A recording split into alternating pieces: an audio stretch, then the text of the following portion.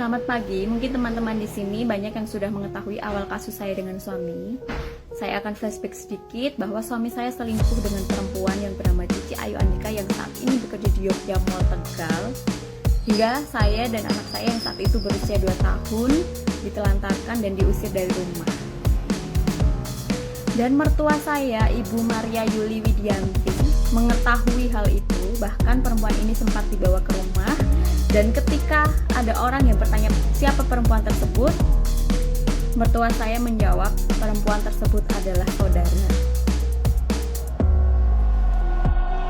Dan pada saat ini saya dilaporkan oleh perempuan tersebut atas tuduhan pencemaran nama baik, dan perempuan tersebut meminta kompensasi sebesar 100 juta rupiah kepada saya.